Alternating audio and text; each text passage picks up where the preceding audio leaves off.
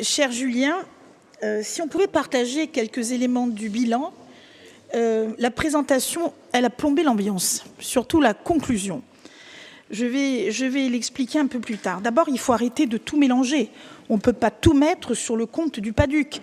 Et nous pensons que c'est pour ça que c'est un échec. Quand vous dites c'est le PADUC qui nous permet de rénover l'éclairage public, bon, non. C'est le fonds vert et l'appel à projet de l'agence de l'urbanisme. Donc honnêtement, qu'on ait eu un PADUC ou pas, de toute façon, il nous fallait de toute façon un schéma d'aménagement et de planification territoriale. Non. Bon. Donc déjà, et je pense que c'est en partie une des raisons de l'échec du document. C'est qu'on a voulu tout mettre dans ce document et finalement, il est tellement dense qu'il en devient complètement inanalysable. Alors, on va rappeler quand même qu'il y a 22 ans, la loi permettait à la Corse d'élaborer, je cite, son projet de société pour le territoire corse et les Corses. 22 ans déjà, c'est pas rien. Qu'il y a 19 ans, il y avait effectivement le début des travaux effectifs sur le PADUC. Bon, 9 ans que vous avez pris les rênes de la collectivité. On dispose enfin aujourd'hui, on en a longuement discuté, d'un bilan qui aurait peut-être pu être fait en 2021, en mai 2022, comme on avait annoncé. Bon, on l'a aujourd'hui. Bon, quelque part, on commence à s'habituer à avoir des retards plus ou moins longs dans la livraison des documents. Ce qui est un peu compliqué, c'est que toutes les interventions passées que nous avons eues dans cet hémicycle, on pourrait pratiquement les reprendre sans en changer une virgule. En septembre 2020, il y a eu un premier bilan d'étape qui était très intéressant, qui avait été fait, bilan d'étape 2017-2019. Les résultats étaient déjà aux antipodes des objectifs affichés. Le bilan est sans appel. Bon, vous l'avez un petit peu édulcoré, mais vous avez eu le mérite de dire qu'effectivement, les objectifs n'avaient pas été atteints. Pourquoi n'ont-ils pas été atteints? Parce que déjà, ils n'étaient absolument pas clairs. C'est effectivement ce que nous ressentons. La question de fond, finalement, est à quoi sert un document de planification et d'aménagement? En tout cas, ça ne doit pas être un exercice philosophique. Et c'est un petit peu le reproche que l'on peut faire au PADUC actuel. Alors, a-t-il permis de stopper ce que l'on appelle maintenant communément la spéculation foncière? A-t-il permis de mettre en production les terres agricoles qui ont été protégées? A-t-il permis de loger les jeunes Corses? A-t-il enrayé la progression des résidences secondaires? Non. Alors, vous allez dire, OK, c'est l'autonomie qui va tout régler. Bon, nous verrons. Alors, ce bilan, je vous crois quand vous dites qu'il a été très compliqué à faire. Et je salue d'ailleurs le travail de vos équipes qui ont dû évaluer un document très difficilement évaluable. Et là, vous n'y êtes pour rien. Vous avez hérité de ce bébé.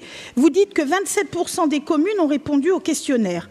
Moi, vous le savez, j'ai voulu jouer le jeu.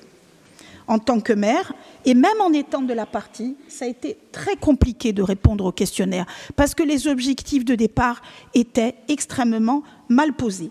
Alors, on a parlé de l'intégration du dispositif zéro artificialisation nette, de la nécessité de scinder pour les communes soumises aux deux lois, on en parle maintenant, les secteurs soumis à la loi littorale, à la loi montagne, de donner une valeur juridique aux secteurs déjà urbanisés, au SDU, puisqu'aujourd'hui, je vous rappelle quand même, alors même s'il y a eu beaucoup de permis acceptés jusqu'à aujourd'hui, en revanche, il n'y a plus rien qui sort. En tout cas, sur certaines communes et sur ces SDU. C'est un problème aussi.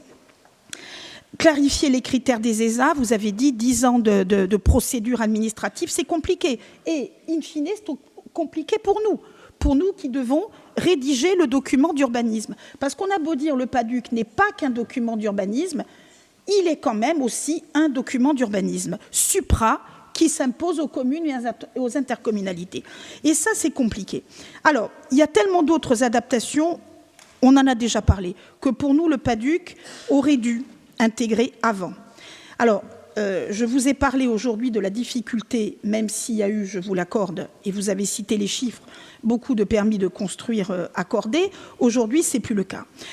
Le travail, à minima de modification, maintenant on est plutôt dans une révision totale, d'après ce que j'ai compris, aurait dû être une priorité et il aurait été capital pour éviter encore plus d'injustice sur le territoire.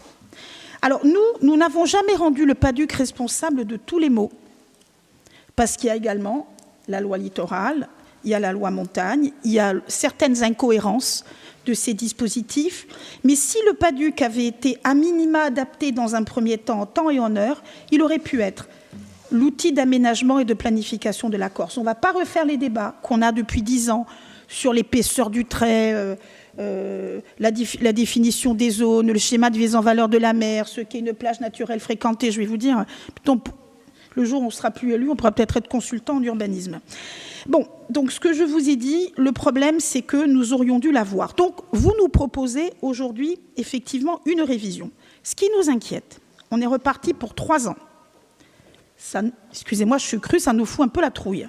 Et quand on connaît, je vous l'ai dit, la capacité de notre collectivité à ne pas respecter les délais, je suis gentille, nous sommes inquiets. Alors oui, il faut revoir, il faut faire une révision urgente et totale de ce document. Mais il faut fixer des objectifs clairs et des objectifs opérationnels. Et nous, votre conclusion nous fait craindre un peu le pire. Il faut capitaliser sur le retour d'expérience. Le PADUC, ce n'est, chère Nadine, pas qu'un document d'urbanisme, mais ça ne doit pas être une usine à gaz.